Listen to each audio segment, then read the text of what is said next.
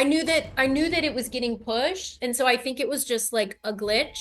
But listen, we gave people a little taste and we Yeah, said, it was a whole no, you're gonna have family. to wait three Yeah. more months. It just Because builds more I intrigue. was really confused because I saw that some people like in overseas were watching the movie, and I was like, wait, did we And change the date commenting. again? Like I was Yeah. like Yeah. posting about the film and people were like, I've seen this already. But we're Yeah. gonna go with it was intentional Yeah. and it got people excited. Yeah. So here we are. It's a mystery. Yeah. Fingerprints. Do you not have fingerprints? All of the victims were dating multiple people. Serial killers are always the guy next door types.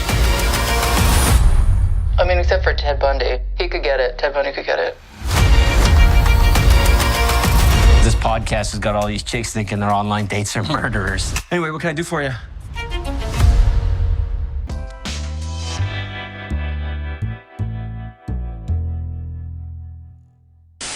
So I'm Tyler Nichols with JoBlo.com, and thank you so much for talking with me today. So Of course. first, I like all your memorabilia. Fun. thank you so much. I'm gonna guess you're a big horror movie fan. Yes, very Yeah. big horror movie fan. And first up, I have to ask about the title, because I know even an implication of swearing can make people hesitant, especially when it comes to marketing. So Laura, was it a constant fight to call it F, Marry, Kill?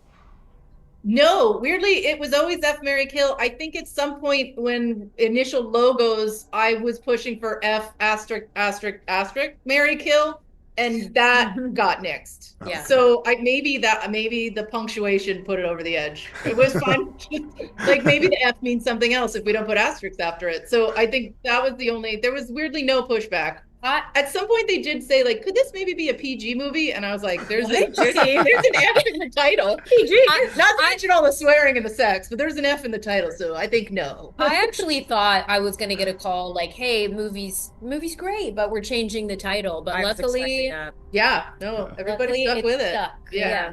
That's awesome. Well, and this was originally going to release in December, and something pretty unique happened. Lucy, what was your reaction when the movie was accidentally released online? Dude, I love that you're asking this because I want to talk about it. Yeah. I actually don't know what happened. I actually didn't even know it was possible. I knew that it was getting pushed, and so I think it was just like a glitch. But listen, we gave people a little taste and Yeah, we it said, was a no, whole you're gonna have family. to wait three Yeah. more months. It just Because builds more intrigue. I was really confused because I saw that some people like in overseas were watching the movie, and I was like, wait, did And we change the date commenting. again? Like I was like Yeah. posting about the film and people were like, I've seen this already. But we're Yeah. gonna go with it was intentional Yeah. and it got people excited. Yeah. So here we are. It's a mystery. Yeah. But, yeah. Anyway. Also, a lot of people got it in a really short amount of time, so it was Yeah. like a good boost It was a of good sign, confidence. like, oh, yeah. people saw it. Oh, people Yeah. are interested already. Okay, great. Well, and Lucy, what appealed to you most about getting to portray Eva? She's unwell. No.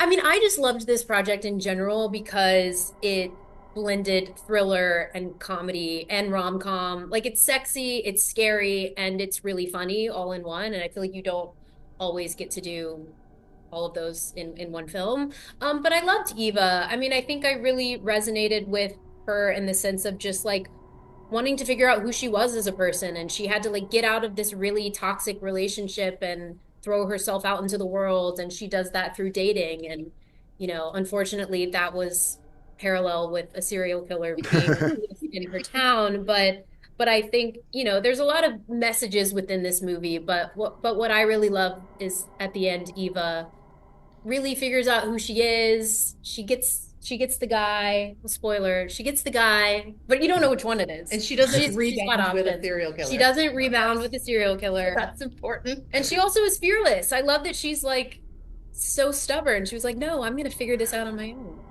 Well, now I don't have much time here, so Virginia, there's something I very much want to talk to you about, and it's all very spoilery, so I'll ask my editor to throw up a big spoiler tag here.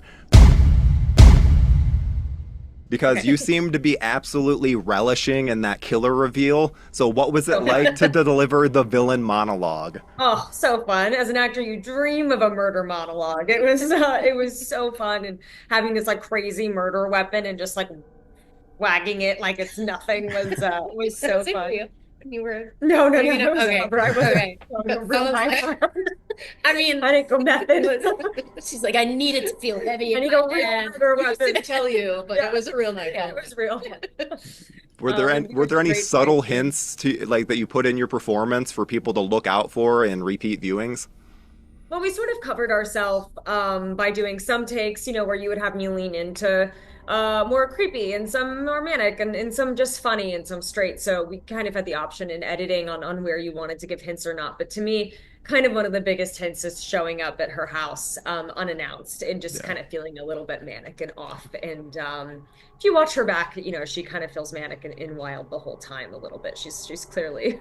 We wanted to make sure if you go back and watch it after the reveal that it makes sense, that it's there.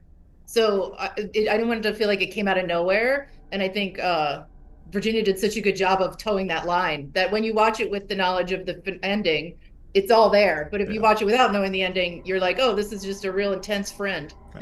Well, well, and killer reveals are obviously big in the moment, but it's the build up that can really help pay them off. So, Laura, did you find any difficulty in setting up and building towards the reveal?